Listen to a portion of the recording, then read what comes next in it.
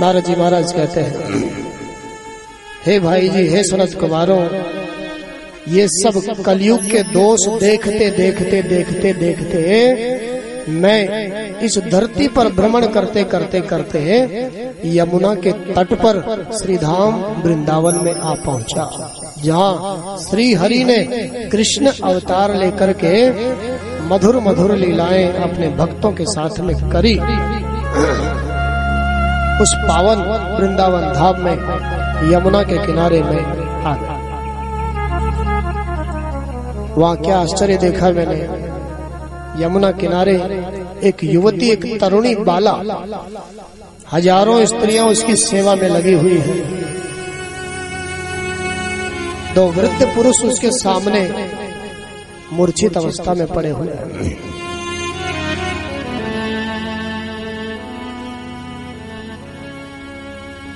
हजारों स्त्रियां उस बाला की सेवा में लगी हुई है, लेकिन फिर भी उसके चेहरे पर उदासी है। मैंने सोचा चल कर के पूछूं, लेकिन फिर मन में आया, ओहो स्त्रियों का समूह है, मैं महात्मा क्या करूंगा वहां जाकर के। वापस लौट करके जाने लग गया। जब लौटने लगा तो उस युवती ने, उस बाला ने मुझे पुकारा, कहा, भो भो साधो शरणं तिष्ठ मच्चिन्तामपि नाशय दर्शनं तव लोकस्य सर्वथा घरं परम्। उस नारी ने, उस बाला ने मुझे पुकारा, हे साधु महाराज, हे महात्मा जी, आप थोड़ी देर के लिए रुको ना। आपके दर्शन मात्र से मुझे ऐसा लगता है कि मेरे सारे कष्ट दूर हो जाएगा। और फिर साधु से न होई कारज हानि, साधु से कभी हमारे कार्य की हानि नहीं हो सकती महाराज, मुझे ऐसा लगता है, आप थोड़ी देर और रुको, मेरी सारी चिंता दूर हो जाएगी। नारद जी महाराज लौट करके आए और परिचय पूछा, देवी वो तो सब बातें ठीक है, लेकिन आप हो कौन, अपना परिचय तो दो। उस बाला ने, उस युवती ने अपना परिचय दिया। महाराज, लोग मुझे भक्ति के नाम से जानते हैं, मेरा नाम भक्ति है। मैं दक्षिण प्रांत में द्रविड़ देश में उत्पन्न हुई, प्रकट हुई, और वहां से फिर धीरे धीरे मैं कर्नाटक प्रांत की तरफ बढ़ी, थोड़ी वृद्धि को प्राप्त हुई, थोड़ी बड़ी हुई वहां पर, थोड़ी थोड़ी फिर महाराष्ट्र की तरफ बढ़ी, तो थोड़ी थोड़ी वृद्धि महाराष्ट्र में भी हुई मेरी। भक्ति अपना परिचय दे रही है। लेकिन महाराष्ट्र से जब मैं गुजरात में आई, तो गुजरात में तो पाखंड के कारण मेरे सारे के सारे अंग जीर्ण शीर्ण हो गए। भक्ति अपनी व्यथा सुना रही। उत्पन्ना द्रविड़ेशाहं वृद्धिं कर्णाटके गता क्वचित् क्वचित् महाराष्ट्रे गुर्जरे जीर्णतां गता। थोड़ी थोड़ी महाराष्ट्र कर्नाटक प्रांत में वृद्धि को प्राप्त हुई, लेकिन गुजरात के पाखंड के कारण सारे अंग जीर्ण शीर्ण हो गए। उस पाखंड से बचने के लिए मैं दौड़ी दौड़ी जैसे तैसे इस वृंदावन धाम यमुना किनारे पावन धरती पर आई हूँ। तो महाराज, मैं तो यहाँ युवावस्था को प्राप्त हो गई हूँ, लेकिन दुख की बात यह है, मेरे जो दोनों बेटे, एक का नाम ज्ञान है और एक का नाम वैराग्य है, ये दोनों बुढ़ापे को प्राप्त हो गए। और कोई दुख नहीं है। माँ के जीवन में सबसे बड़ा दुख यही है, माँ की युवावस्था और उसके बेटों का उसके सामने ही बुढ़ापा, यही मेरे लिए दुख की बात है। आप तो साधु हो ना महाराज, साधु। साधु कौन? जो हमारे बिगड़े हुए कार्यों को साधे, उसी का नाम साधु। आप तो साधु संत हो। महाराज कुछ करिए ना। भक्ति ने अपना परिचय दिया। महाराज मेरा नाम भक्ति है और मेरे पति व परमात्मा है। भक्ति के पति कौन है? परमात्मा। भक्ति कहते किसे हैं? बहुत लोग सोच रहे होंगे कि महाराज नाम तो बहुत सुना है, कथाओं में भक्ति का नाम बहुत सुना है, लेकिन भक्ति किसे कहते हैं? आप लोगों को तो वैसे मालूम होगा, लेकिन फिर भी मैं आपको बताना चाहता हूँ इस कथा के माध्यम से। परमात्मा में प्रेम का प्रकट हो जाना ही भक्ति है। परमात्मा के प्रति हमारे जीवन में प्रेम का प्राकट्य हो जाए, उस प्रेम का नाम ही भक्ति है।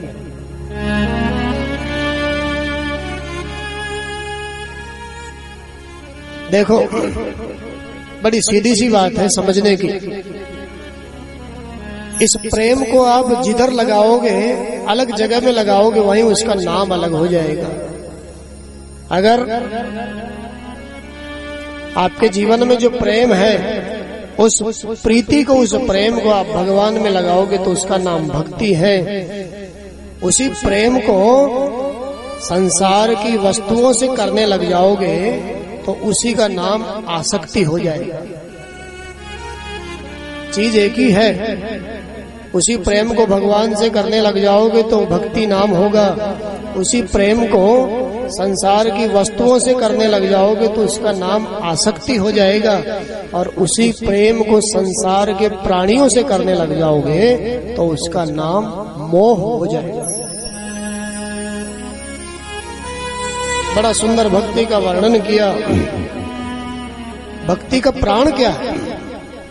भक्ति के पति तो परमात्मा है, लेकिन भक्ति का प्राण क्या है?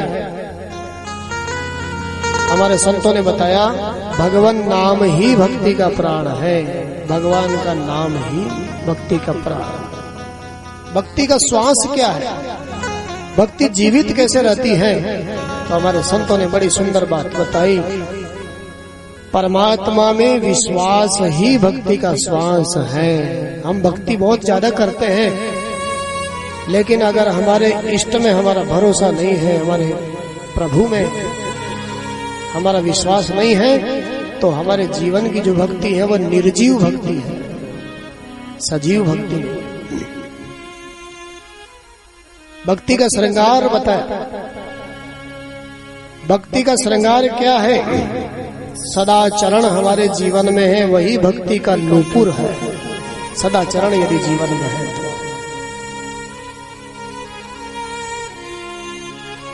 बड़ा सुंदर वर्णन है। समर्पण ही अपने इष्ट के प्रति उस भक्ति का कंगन है। हमारे जीवन में अपने प्रभु के प्रति समर्पण है, वही उसका कंगन है। संयम जीवन में वही उसकी करधनी है। हमारे जीवन में संयम है, वही भक्ति की करधनी है, उसका श्रृंगार है। लोगों ने कहा महाराज भक्ति का श्रृंगार तो बड़ा सुंदर है, बड़ा मर्यादित है, आध्यात्मिक श्रृंगार है, लेकिन वो रहती कहाँ है, बैठती कहाँ है, भक्ति का निवास कहाँ है? हमारे संतों ने कहा भैया भक्ति तो जब भी बैठती है तब भक्ति दीनता के आसन पर ही विराजमान होती है। अहंकार के आसन पर भक्ति कभी विराजमान नहीं होती। भक्ति जब जब बैठती है तब तब दीनता के आसन पर विराजमान होती है। अगर जीवन में भक्ति करना चाहते हो तो पहले दीन बनो। दीन बनोगे, अकिंचन बनोगे, तब जाकर के भक्ति आपके हृदय भुवन में निवास करे। बिना दीन बने भक्ति अहंकार के आसन पर कभी विराजमान नहीं हो सकती। दीनता के आसन पर भक्ति बैठती है। जैसे शेरनी का दूध होता है ना, शेरनी का दूध वो सोने के बर्तन में ही टिकता है, ऐसा संतों से सुना है। कभी प्रयोग करके तो देखने की जरूरत पड़ी नहीं, पर सुना है संतों से कि शेरनी का जो दूध होता है वो सोने के बर्तन में ही टिकता है। तो वैसे ही भक्ति भी जब बैठती है, टिकती है, तो दीनता के आसन पर ही टिकती है। अहंकार के आसन पर कभी भक्ति विराजमान नहीं होती। बोलिए भक्तवत्सल भगवान की जय हो। बड़ा सुंदर भक्ति का, श्रृंगार युक्त भक्ति का वर्णन किया। भक्ति ने अपना परिचय दिया, अपने बेटों का परिचय दिया। महाराज, ये दो बेटे हैं, ज्ञान और वैराग। आपके जीवन की भक्ति में भी दो बेटे पैदा होंगे। आपको ये ज्ञान कहीं सीखने नहीं जाना पड़ेगा। फिर अपने जीवन की जो ऐसी भक्ति, जो कथा में वर्णन आया जिस भक्ति का, ऐसी भक्ति का पति उस परमात्मा को जिस दिन आप बना दोगे, उस परमात्मा रूपी पति से आपके जीवन की भक्ति को दो पुत्र पैदा होंगे। एक का नाम ज्ञान और दूसरे का नाम वैराग। अपने आप प्रकट हो जाएंगे। जीवन की भक्ति का समर्पण उस परमात्मा रूपी पति के साथ में कर दिया तो फिर ज्ञान सीखने नहीं जाना पड़ेगा, वैराग्य कहीं से कमाने नहीं जाना पड़ेगा, अपने आप प्रकट हो जाएगा परमात्मा की कृपा से। बोले भागवत भगवान की जय हो। पर भैया भक्ति के लिए तो विश्वास जरूरी है, क्योंकि भक्ति का श्वास ही विश्वास है। हमारे संतों ने बहुत बार बार कहा, बिनु विश्वास भक्ति नहीं, तेहि बिन द्रवहीन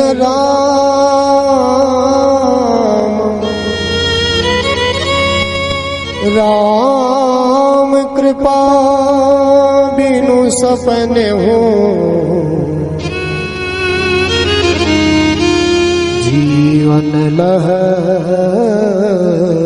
विश्राम। बिनु विश्वास भक्ति नहीं। कहाँ तक वर्णन करूं मैं? बिना विश्वास के हम भक्ति के मार्ग पर आगे ज्यादा नहीं बढ़ सकते। भक्ति के लिए विश्वास बहुत जरूरी है।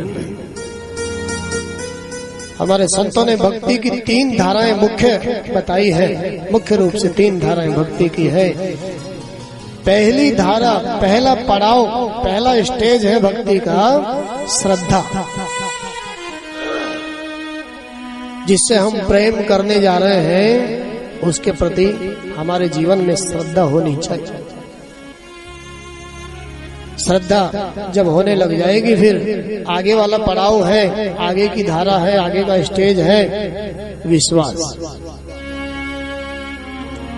और फिर जब विश्वास उत्तरोत्तर बढ़ने लग जाएगा अपने इष्ट के प्रति जिससे हम प्रेम करने जा रहे हैं, तो फिर भैया तीसरी जो धारा है, तीसरा जो पड़ाव है, उसका नाम है समर्पण। जिसके प्रति श्रद्धा हो गई, जिसके प्रति विश्वास प्रकट हो गया जीवन में, फिर समर्पण करने में वहां कोई हिचकिचाहट हो ही नहीं सकती, कोई संकोच हो ही नहीं सकता वहां पर। इसीलिए संतों ने कहा, बिनु विश्वास भक्ति नहीं, तेहि बिन द्रवहीन राम। बिना विश्वास के भक्ति हो नहीं सकती। बिना भक्ति के वो परमात्मा हमारे जीवन पर प्रसन्न हो नहीं सकता, और उसकी कृपा के बिना हमें अपने जीवन में कभी विश्राम की प्राप्ति हो नहीं सकती, कभी शांति की प्राप्ति हो नहीं सकती। आज भक्ति माता नारद जी को सुना रही है अपनी व्यथा और कह रही है, धन्य है उस वृंदावन को जहां आते ही मैं जीर्ण शीर्ण अवस्था वाली भक्ति एकदम युवा अवस्था को प्राप्त हो गई। लेकिन क्या करूं, दुख एक बात का है, मेरे बेटे बूढ़े हैं।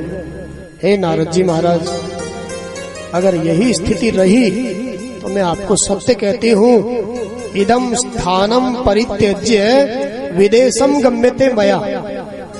मैं आपको सत्य कहती हूँ, अगर यही स्थिति रही, मेरा दुख दूर नहीं हुआ, तो फिर मैं इस स्थान को भी छोड़ दूंगी और विदेश को गमन कर जाऊं। नारद जी महाराज ने सुना, घबरा। नहीं मां, मैं सौगंध खाता हूं, आपके दुख को दूर नहीं कर दिया यदि मैंने, तो मैं श्री हरि का दास ही नहीं कहूंगा। ऐसी सौगंध उस संत ने आज ले ली और समझाया भक्ति माँ को, माँ चिंता की कोई बात नहीं है, ये तो कलयुग का मित्र अधर्म है, उसके कारण सदाचार जो है सारा का सारा लुप्त होता जा रहा है धीरे धीरे, आपको घबराने की जरूरत नहीं है।